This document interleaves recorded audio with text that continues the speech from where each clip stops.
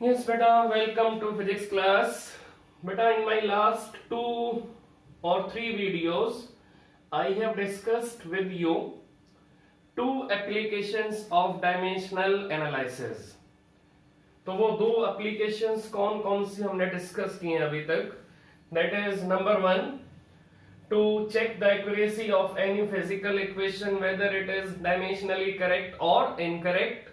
Number 2 application that I have discussed with you, that is to find out dimensional formula of unknown physical constants in any physical relation. तो ये दोनों application हम discuss कर चुके हैं. तो अब हम एक नई एप्लीकेशन डिस्कस करेंगे, that is application number 3, to recapture any forgotten formula. तो जो फॉर्मूला भूल चुके हो उसको दोबारा से आपको रिकैप्चर करना है, आपको दोबारा से उसको रिकैप्चर करना है. तो इस एप्लीकेशन का क्या नेम है, दैट इज टू रिकैप्चर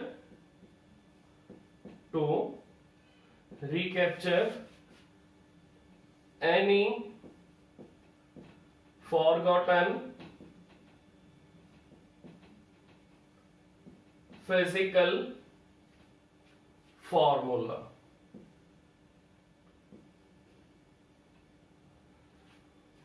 इसका मीनिंग जो फॉर्मूला भूल चुके हो उसी फॉर्मूले को आपको दोबारा से रिकैप्चर करना है. इट मींस आपको उसी फॉर्मूले को डिराइव करना है. सो इसका एक नेम और भी है, to derive any physical formula with the help of knowledge of dimensional analysis. तो इसका मीनिंग, इसकी स्टेटमेंट एक और बन सकती है, that is to derive any physical formula by using dimensional analysis, by using dimensional formulas or dimensional analysis. तो अब कई बार क्या होता है हमें मालूम होता है कि एक physical quantity multiple physical quantities पे डिपेंड करती है, बट हमें ये नहीं मालूम होता कि वो जो फिजिकल क्वांटिटीज हैं उनकी पावर क्या होगी उस इक्वेशन में. मैं रिपीट कर रहा हूं कि कई बार हमें ये मालूम होता है कि इस फिजिकल फॉर्मूला में ये 2-3 फिजिकल क्वांटिटीज आपकी अपीयर होंगी, बट हमें ये नहीं मालूम होता कि इन फिजिकल क्वांटिटीज की पावर क्या होगी इस फिजिकल फॉर्मूले के अंदर. इसका मीनिंग हमें फिजिकल फॉर्मूला थोड़ा सा आइडिया हमारे माइंड में होता है फिजिकल फॉर्मूले का, लेकिन हमें ये नहीं मालूम होता कि फिजिकल फॉर्मूले में जो मल्टीपल क्वांटिटीज है उनकी पावर क्या होगी. तो आप एग्जांपल ले सकते हो. मान लो आपको ये मालूम है कि फोर्स के फॉर्मूले में मास आता है, एक्सेलरेशन आता है, बट आपको ये नहीं मालूम कि मास की पावर क्या होगी और एक्सेलरेशन की पावर क्या होगी. तो अगर आपको किसी फिजिकल फॉर्मूले का थोड़ा सा आइडिया है, आपको मालूम है कि इस फिजिकल फॉर्मूले के अंदर मास आता है, एक्सेलरेशन आता है और ये फिजिकल फॉर्मूला फोर्स का है, लेकिन आपको ये नहीं मालूम कि यहां पर मास की पावर क्या होगी, यहां पर एक्सेलरेशन की पावर क्या होगी. इसका मीनिंग आपके पास कंप्लीट इंफॉर्मेशन फोर्स के फिजिकल फॉर्मूले की नहीं है. इसका मीनिंग जब आपको किसी फिजिकल फॉर्मूले की कंप्लीट इंफॉर्मेशन नहीं होगी तो डायमेंशनल एनालिसिस के थ्रू आप उस इंफॉर्मेशन को कंप्लीट बनाओगे. तो कंप्लीट इंफॉर्मेशन कब आएगी आपके पास, जब आप डायमेंशनल एनालिसिस को वहां यूज करोगे. तो इसका मीनिंग, जैसे आपको ये मालूम है कि वर्क डन का फॉर्मूला है, work done depends on force and displacement, but आपको ये नहीं मालूम कि वर्क डन के फॉर्मूले में फोर्स की पावर क्या होगी और डिस्प्लेसमेंट की पावर क्या होगी. इसका मीनिंग, जो क्वांटिटीज आपकी वर्क के फॉर्मूले में आएंगी उन क्वांटिटीज का अगर आपको पावर नहीं मालूम है तो इसका मीनिंग क्या है कि आपको वर्क के फिजिकल फॉर्मूले की कंप्लीट इंफॉर्मेशन, कंप्लीट नॉलेज नहीं है। तो कंप्लीट नॉलेज बनाने के लिए हमें यहाँ पर डायमेंशनल एनालिसिस का यूज करना पड़ेगा। Then after you are able to find out complete formula of work done, then after you are able to derive complete formula of work done, so that we have complete information regarding physical formula of work done, regarding physical formula of energy, regarding physical formula of force, regarding any other physical quantity। तो जो भी physical quantity आपको किसी experiment में use करनी है, तो अगर आपको उसके फॉर्मूले के बारे में इंफॉर्मेशन नहीं है तो आपका एक्सपेरिमेंट सक्सेसफुल नहीं हो पाएगा। तो उसके लिए आपको सबसे पहले उस फिजिकल क्वांटिटी का फॉर्मूला करेक्ट करना पड़ेगा, उसको डिराइव करना पड़ेगा। Then after you can use that formula of physical quantity in specific experiment. तो इस टाइप से आप किसी भी एक्सपेरिमेंट के अंदर अगर किसी क्वांटिटी का फॉर्मूला यूज करोगे तो उस फॉर्मूले को पहले आपको चेक करना है कि उसके अंदर जितनी भी फिजिकल क्वांटिटीज हैं क्या उनकी पावर करेक्ट है। तो अगर पावर करेक्ट होगी तो आपका एक्सपेरिमेंट सक्सेसफुली कंप्लीट होगा, अदरवाइज एक्सपेरिमेंट के अंदर मल्टीपल एरर्स आ जाएंगे। तो अब हमें किसी भी फॉरगॉटन फिजिकल फॉर्मूला को दोबारा से डिराइव करना है प्रॉपर वे से, उसको प्रॉपर शेप में लेके आना, उसको प्रॉपर फॉर्म में लेके आना है। तो अब हमारा मेन टास्क क्या है कि incomplete information of physical formula को complete information of physical formula में कन्वर्ट करना है। तो अगर हमारे पास इनकम्प्लीट इंफॉर्मेशन होगी तो हमें उसको कंप्लीट इंफॉर्मेशन में कन्वर्ट करना है। तो इस एप्लीकेशन के लिए हम एक एग्जांपल ले लेंगे। एग्जांपल क्या है, अगर हमें ये गिवन है कि force depends on mass of body, comma, velocity of body and radius of body during circular motion around any axis, then derive the correct physical formula of force। हमें फोर्स का correct physical formula derive करना है। इसका meaning हमें question में incomplete information given है, that is force किस किस पे डिपेंड कर रहा है, मास पे, वेलोसिटी पे और रेडियस पे, बट ये गिवन नहीं है कि फोर्स के फॉर्मूले में मास की पावर क्या होगी, वेलोसिटी की पावर क्या होगी, रेडियस की पावर क्या होगी। इट मींस हमें इस इनकम्प्लीट इंफॉर्मेशन को कंप्लीट नॉलेज, कंप्लीट इंफॉर्मेशन में कन्वर्ट करना है। इसका मीनिंग हमें यहां पर फोर्स का बिल्कुल करेक्ट फॉर्मूला डिराइव करना है। तो हमें यहां पर फोर्स का बिल्कुल करेक्ट फॉर्मूला डिराइव करना है। तो उसके लिए अब हम क्या करेंगे, अब हम स्टेटमेंट को मैथमेटिकल फॉर्म में लिखेंगे। जो हमें स्टेटमेंट गिवन है, इस स्टेटमेंट को हम मैथमेटिकल फॉर्म में लिखेंगे। कैसे लिखेंगे मैथमेटिकल फॉर्म में, अब चेक करते हैं कैसे लिखेंगे। Now as we have given force proportional to mass, proportional to velocity, proportional to radius. Force proportional to mass, proportional to velocity, proportional to radius. तो अभी तक हमें इस क्वेश्चन के अंदर इतनी ही इंफॉर्मेशन गिवन है, दैट इज फोर्स के फॉर्मूले में क्या क्या आएगा, मास आएगा, वेलोसिटी आएगी, रेडियस आएगी, लेकिन हमें ये नहीं मालूम मास की पावर क्या होगी, वेलोसिटी की पावर क्या होगी, रेडियस की पावर क्या होगी। तो उसके लिए हमें इनकी पावर्स एज्यूम करनी पड़ेगी, ए बी सी। तो सिंपल फॉर्म में कैसे लिखेंगे आप इसको, F proportional to mass power A, V power B, R power C। अब इस सिंबल को हटाओगे, that is symbol of proportionality, तो आप क्या लिखोगे, F equal to K MA VB RC। और K का मीनिंग क्या है, K is constant of proportionality,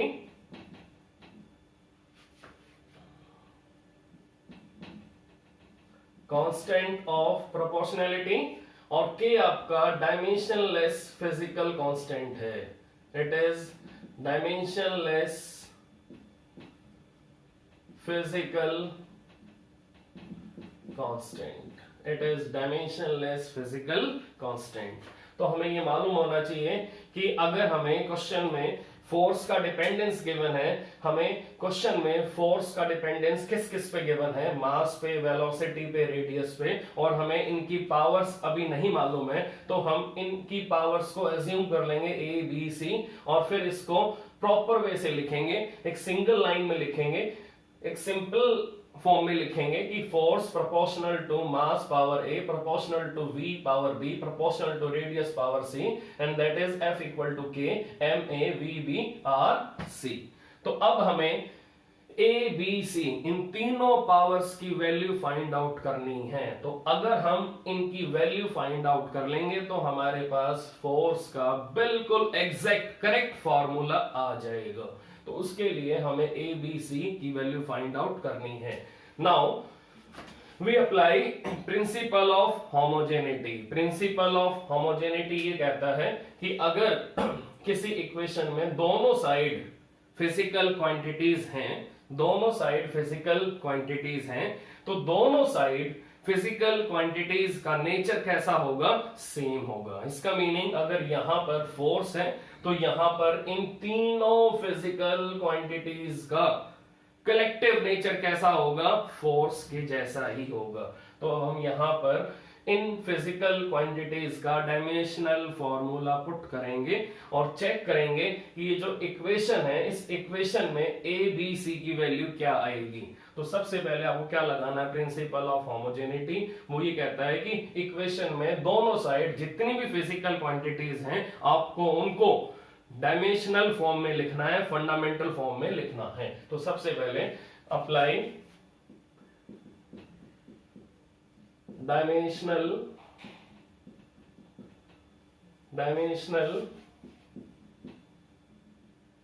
formula of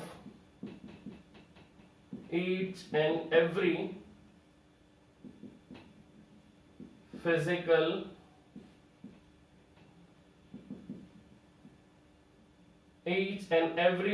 quantity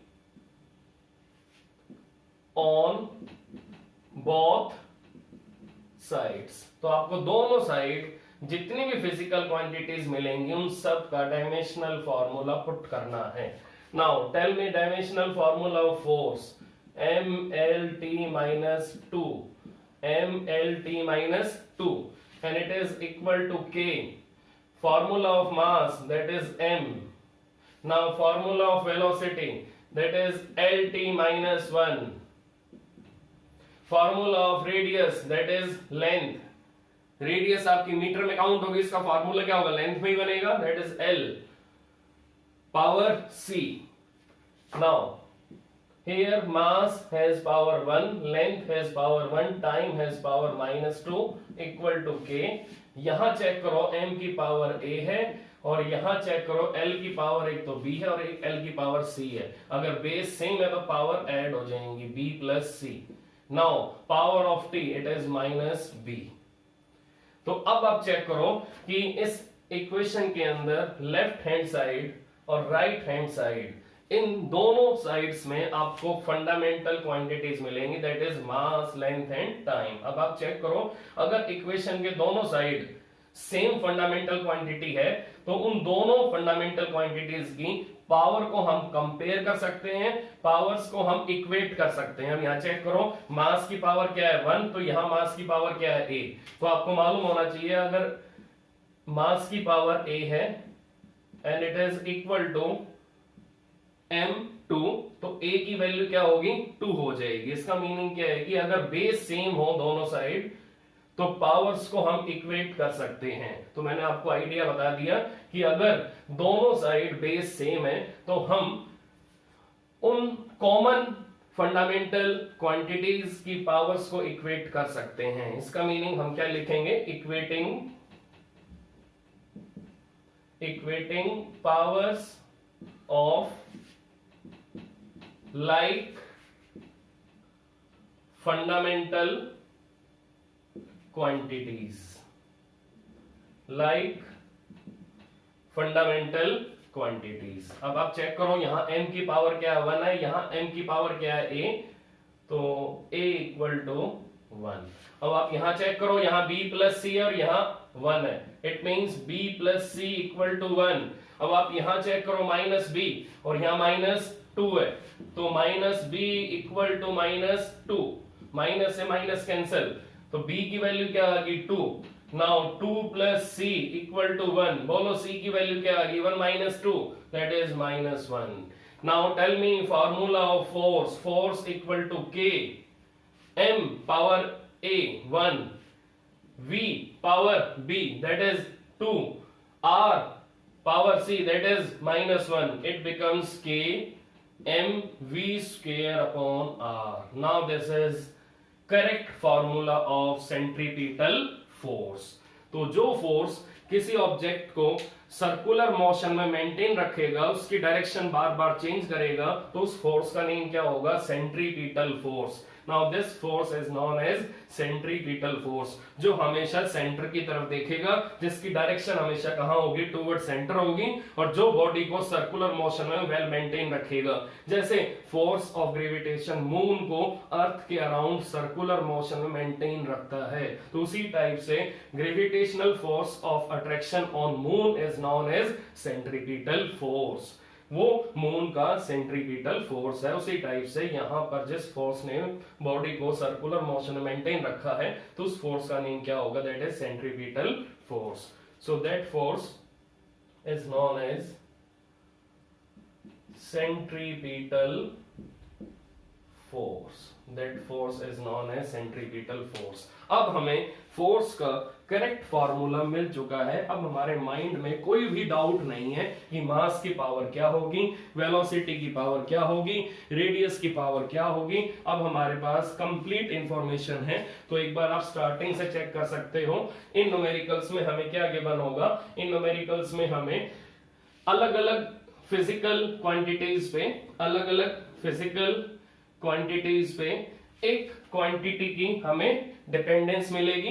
तो अब हम क्या करेंगे कि जिन फिजिकल क्वांटिटीज की पावर हमें नहीं मालूम, हम उनकी पावर क्या ले लेंगे, ए बी सी। तो हमें अब ए बी सी की वैल्यू फाइंड आउट करनी है। तो अगर ए बी सी की वैल्यू आ जाएगी तो हमारे पास फोर्स का करेक्ट फॉर्मूला आ जाएगा। तो अब हम यहाँ पर इस इक्वेशन के अंदर प्रिंसिपल ऑफ होमोजेनिटी लगाएंगे और दोनों साइड जितनी भी फिजिकल क्वांटिटीज हैं उन सबको हम फंडामेंटल फॉर्म में लिखेंगे, उनको हम डायमेंशनल फॉर्मूला की फॉर्म में लिखेंगे। और फिर हम क्या करेंगे, अगर दोनों साइड आपके बेस सेम है तो उनकी पावर इक्वेट हो जाएगी, और पावर इक्वेट होने के बाद हम ए बी सी की वैल्यू इक्वेशंस के थ्रू इजीली फाइंड आउट कर लेंगे। तो इस टाइप से हम अलग अलग क्वेश्चंस में यही सेम मेथड अप्लाई करेंगे। हम अननोन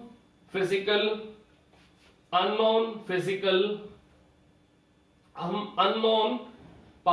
ऑफ फिजिकल क्वांटिटीज को फाइंड आउट करेंगे।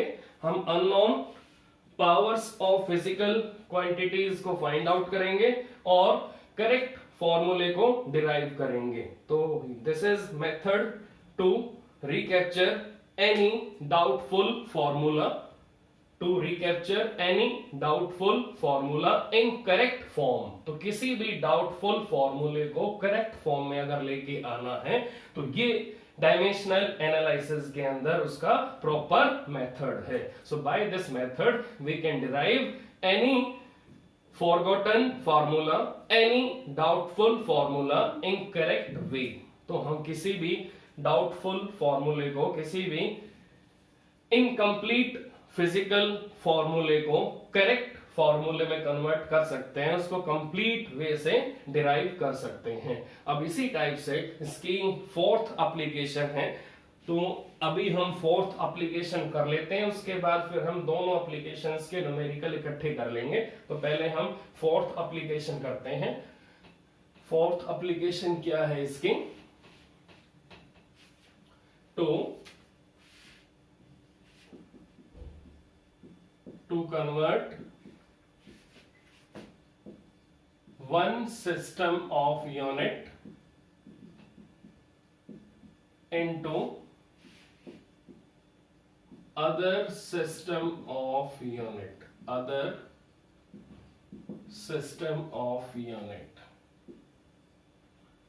तो हमें एक सिस्टम ऑफ यूनिट से दूसरे सिस्टम ऑफ यूनिट में जाना है। इसका मीनिंग हमें एक फिजिकल क्वांटिटी को एक सिस्टम से दूसरे सिस्टम में लेके जाना है। सपोज अगर आपको मास को केजी से ग्राम में कन्वर्ट करना है, तो इसका मीनिंग आप यहां पर मास फिजिकल क्वांटिटी को एक सिस्टम से दूसरे सिस्टम में लेके जा रहे हो। तो इसी टाइप से 1 metre is equal to 100 centimetre. तो आपने क्या किया, आपने लेंथ फिजिकल क्वांटिटी को एक सिस्टम से दूसरे सिस्टम में कन्वर्ट कर दिया। तो हमें अब कोई भी फिजिकल क्वांटिटी मिलेगी और हमें उस फिजिकल क्वांटिटी की वैल्यू किसी और सिस्टम में फाइंड आउट करनी है। तो 1 केजी में कितने ग्राम होंगे, इट मींस हम क्या कर रहे हैं, हम 1 केजी को किसी दूसरे सिस्टम में मेजर कर रहे हैं। इसका मीनिंग 1 केजी किसी दूसरे सिस्टम में किस वैल्यू के इक्विवेलेंट होगा,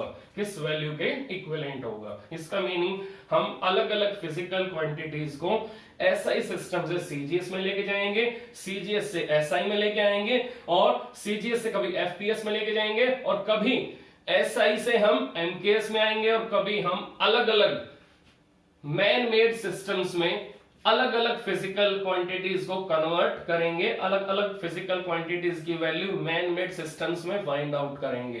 तो सबसे पहले आप मुझे बताओ कि स्टैंडर्ड सिस्टम ऑफ यूनिट्स हमारे पास कितने हैं। Now we have 4 basic standard systems of unit, MKS, CGS, FPS and SI system of unit. तो हम कभी एमकेएस से सीजीएस में जाएंगे, कभी हम एमकेएस से एफपीएस में जाएंगे, और कभी हम एमकेएस से एसआई में जाएंगे, कभी हम एसआई से एमकेएस में आएंगे, कभी हम एफपीएस से सीजीएस में आएंगे, कभी हम एफपीएस से एमकेएस में आएंगे। तो हम किसी भी फिजिकल क्वांटिटी को अलग अलग सिस्टम में मेजर कर सकते हैं। Values can change, units can change, but quantity will remain same. इसका मीनिंग फिजिकल क्वांटिटी का जो इफेक्ट होगा वो सेम रहेगा, बट उसकी वैल्यू चेंज होगी, उसका मैग्नीट्यूड चेंज होगा, और उसकी यूनिट्स चेंज होंगी। इसका मीनिंग इस एप्लीकेशन में क्या होगा कि फिजिकल क्वांटिटी दोनों साइड सेम रहेगी, वैल्यूज कैन चेंज, यहां वैल्यू 1 है, यहां वैल्यू 1000 है, यहां यूनिट केजी, यहां यूनिट ग्राम है। इसका meaning units can change, values can change, but physical quantity will remain same, quantity will remain same. इसका मीनिंग ये आपके basic standard measuring system of units हैं। तो आप इनके अलावा भी अपने आप मैन मेड सिस्टम बना सकते हो। तो कई बार न्यूमेरिकल ऐसे आएगा आपको एसआई से किसी मैन मेड सिस्टम में जाना है, तो इसका मीनिंग आप अपनी कन्वीनियंस के बेस पे, आप अपनी रिक्वायरमेंट के बेस पे किसी भी टाइप का सिस्टम ऑफ यूनिट बना सकते हो, और आप उस सिस्टम ऑफ यूनिट के अंदर किसी भी फिजिकल क्वांटिटी की वैल्यू फाइंड आउट कर सकते हो। So we can frame any man made system, we can have any artificial system of unit in which we have given multiple fundamental units। तो हम किसी भी मैन मेड सिस्टम के अंदर किसी भी फिजिकल क्वांटिटी को उसके स्टैंडर्ड सिस्टम ऑफ यूनिट से उस सिस्टम के अंदर मेजर कर सकते हैं। इसका मीनिंग हम किसी भी फिजिकल क्वांटिटी को स्टैंडर्ड सिस्टम ऑफ यूनिट से man made system of unit के अंदर मेजर कर सकते हैं। इसका मीनिंग कोई भी मैन मेड सिस्टम आप बना सकते हो, और उस मैन मेड सिस्टम के अंदर आप किसी भी फिजिकल क्वांटिटी को उसके स्टैंडर्ड सिस्टम ऑफ यूनिट से मैन मेड सिस्टम में लेके आ सकते हो, उसकी वैल्यू वहां फाइंड आउट कर सकते हो। तो तो हमारा मेन टास्क क्या है कि यूनिट्स को चेंज करना है और वैल्यूज को फाइंड आउट करना है। तो इस एप्लीकेशन का मेन थीम क्या है? Units can change, values can change, but quantity will remain same. Now tell me formula of quantity. Quantity किससे मिलकर बनी है? नंबर से और यूनिट से। तो क्वांटिटी आपकी मीनिंगफुल कब होगी? जो नंबर के साथ में यूनिट होगी। तो बिना नंबर के और बिना यूनिट के क्वांटिटी कभी भी कंप्लीट नहीं होगी। तो क्वांटिटी को अगर मीनिंगफुल बनाना है तो क्वांटिटी के अंदर दो चीजें होनी चाहिए, नंबर और यूनिट। नंबर और यूनिट। तो अब आपको ये मालूम होना चाहिए quantity will remain same, values can change, units can change, but quantity will remain same. इसका meaning 1 kg equal to 1000 gram. 1 का मीनिंग N1, kg का meaning U1।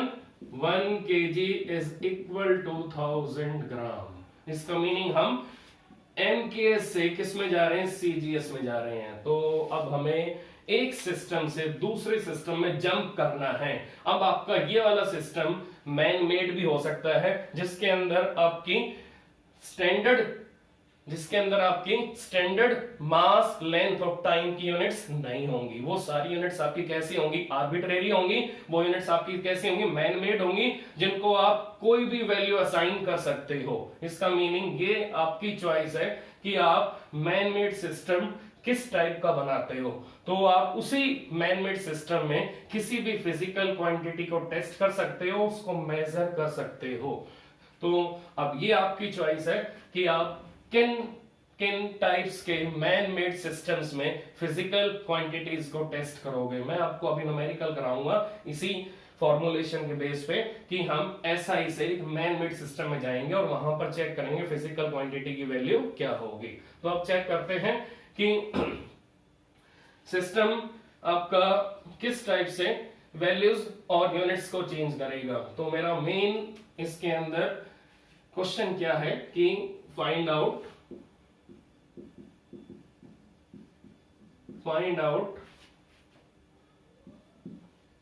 Value of 1 Newton in CGS system.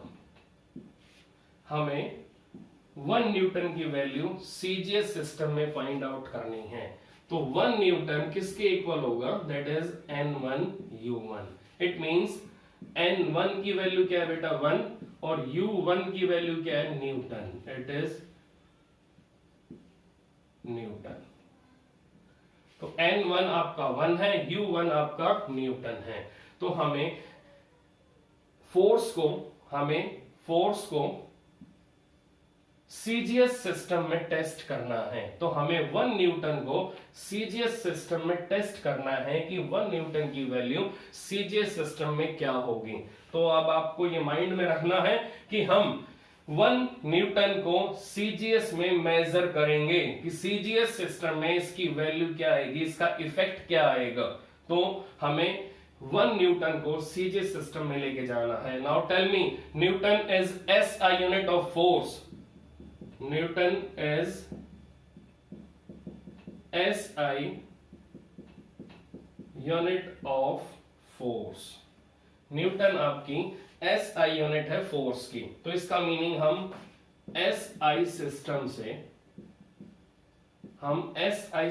से किस में जाएंगे? CGS system में जाएंगे। तो हम SI सिस्टम से किस में जाएंगे बेटा? CGS सिस्टम में। तो आप इस क्वेश्चन को ऐसे भी लिख सकते हो कि हाउ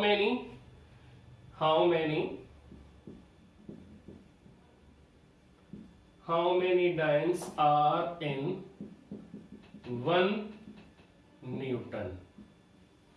डायन्स का मीनिंग बेटा, डायन किसकी यूनिट है? फोर्स की यूनिट है CGS में। It is unit of force in CGS। तो CGS सिस्टम में फोर्स को हमने किस साइंटिस्ट के नेम से बुलाया? डायन के नाम से। तो ये स्टैंडर्ड यूनिट है फोर्स की किस सिस्टम में? CGS सिस्टम में। इसी टाइप से बताओ आपकी फोर्स की SI सिस्टम में स्टैंडर्ड यूनिट क्या है? That is Newton. तो जो आपकी स्टैंडर्ड यूनिट्स होती हैं वो सारी आपके साइंटिस्ट के नेम से होती है। तो यहाँ पर साइंटिस्ट का नेम हमने कौन सा यूज किया, न्यूटन, और यहाँ पर कौन सा यूज किया, दैट इज डायन। तो हमें ये फाइंड आउट करना है कि एक न्यूटन में कितने डायन्स होते हैं, सीजीएस